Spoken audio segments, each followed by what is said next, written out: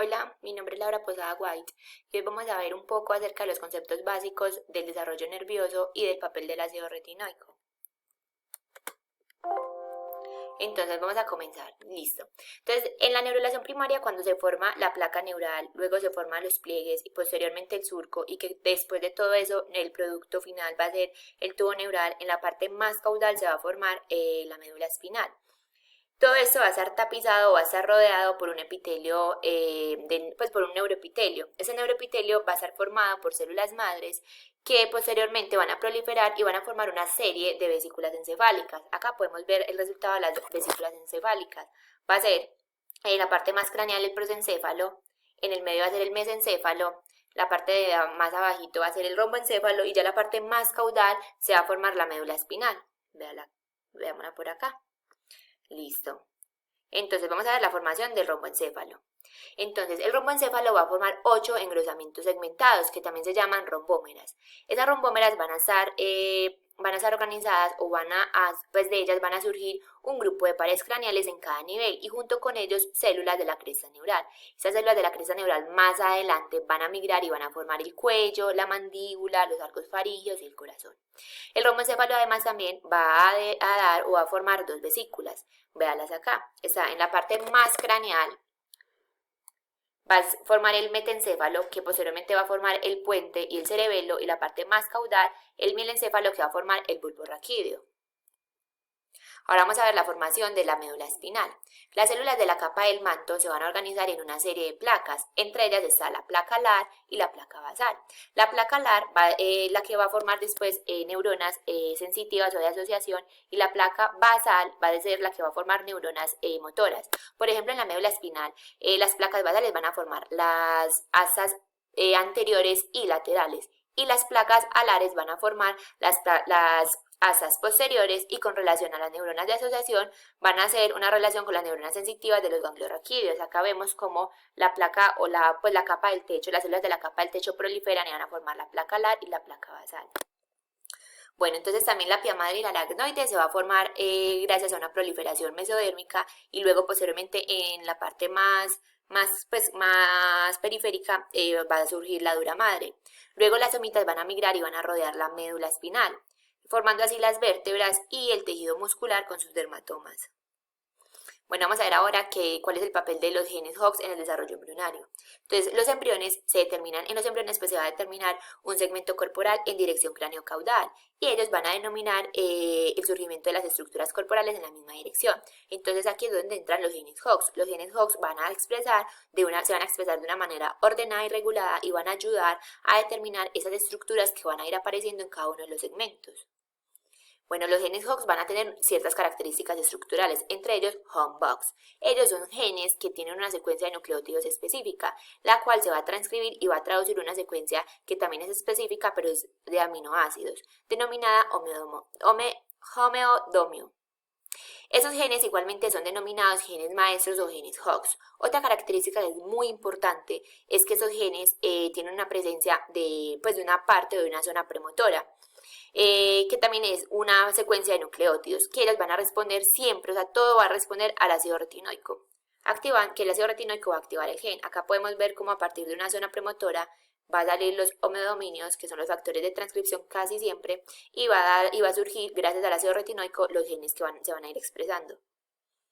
Bueno, otra cosa es el homeodominio. Ellos son secuencia de aminoácidos que son específicos, de algunas proteínas, y que casi siempre van a ser factores de transcripción. Ellos tienen la capacidad de unirse al promotor de muchos genes diferentes, encendiendo cambios de desarrollo embrionario o síntesis de proteína de forma masiva, que son los necesarios para activar, para poder formar las rombómeras. Acá vemos como el promotor forma pues casi siempre factores de transcripción, y ellos gracias al ácido retinoico y eso va a formar ya posteriormente las rombómeras. Bueno, entonces secuencia de genes Hox en los cromosomas. Entonces hay 4 tipos de cromosomas que van a necesitar que van a necesitar de la presencia de un grupo de genes Hox. Por ejemplo, el cromosoma número 2 va a necesitar el grupo de Hox A, el cromosoma número 7 el grupo de Hox B, el cromosoma número 12 el grupo de Hox C, y el cromosoma número 17 el grupo de Hox T, para poder funcionar. Bueno, entonces también vamos a ver cómo se forma la médula espinal influenciada por los genes Hox. Entonces toda la placa neural expresa los factores de transcripción PAX3 y PAX7, los cuales van a tener unos homedominios, pues los cuales ellos tienen unos homedominios específicos. Ese patrón de expresión va a ser alterado por dos proteínas. La primera va a ser la Sonic, que es SHH, y que va a estar expresado en la notocorda. Y la otra son proteínas morfogénicas del hueso, 4 y 7, que están expresadas en el ectodermo no neural, en el borde de la placa neural. Acá vemos cómo esas proteínas, que dice la proteína PAX3 y PAX7, está en la zona neural, mientras que las proteínas morfogénicas óseas están en la parte no neural. Bueno, vamos a ver los factores de transcripción. Entonces, la señal de SHH va a reprimir la expresión de PAX3 y PAX7, los que acabamos de ver, y que debido a esto, las SHH produce un efecto de ventralización del tubo neural. Esta región ventral adquiere así la capacidad para formar una placa del piso que también expresa SHH y neuronas motoras de la placa basal.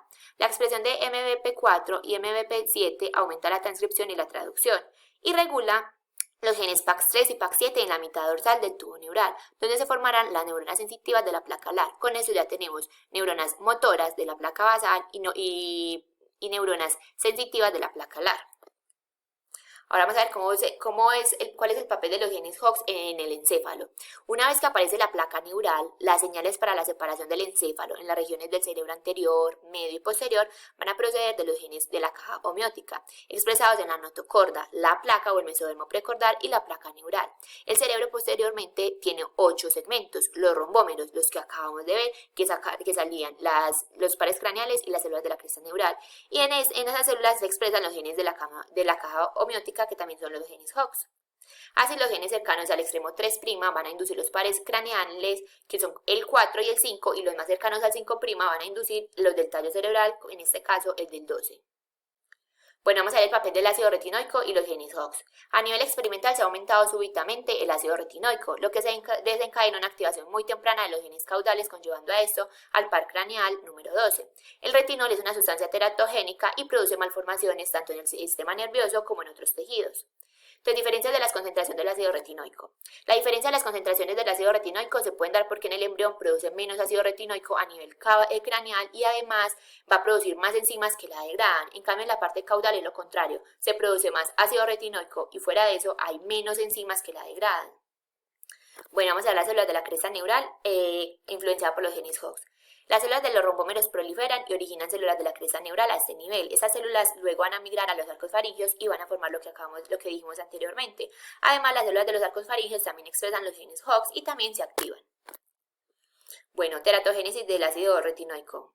Entonces, la proteína de unión a retinol celular se encuentra en el saco vitelino, donde se une al retinol de la circulación materna. Esto trae el retinol a tejidos donde se puede convertir en ácido retinoico. Una vez que el ácido retinoico está en el citoplasma, puede ingresar al núcleo y unirse a RAR, pero también puede unirse a las proteínas de unión del retinoico celular, que son las CRAP-PS. Al menos uno de esos, que son las CRAP-P1, se une al ácido retinoico y evita que le ingrese al núcleo. Entonces, vamos a ver que el CRAP-BP1 va a actuar como un regulador, porque esos genes, pues cuando existe mayor cantidad de CRAP-BP1 en el citoplasma a nivel de las células del mielencéfalo, por lo que pues hay bajos niveles del ácido retinoico, no podría actuar. En cambio, en el metencéfalo, al tener menos niveles de CRAP-BP1 en el citoplasma, esos niveles bajos de ácido retinoico ya sí podrían actuar.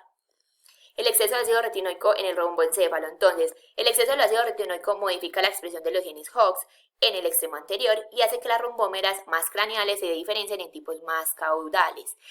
Entonces, ahora, ya vimos el exceso, vamos a ver la deficiencia del ácido retinoico, va a generar un exceso, un cráneo posterior mucho más pequeño. También hay respuestas diferenciales al ácido retinoico por los genes Hox, o sea, en los extremos 3', que son grupos donde son más sensibles que los extremos 5'. Bueno, espero que les haya servido y les haya gustado. Muchas gracias.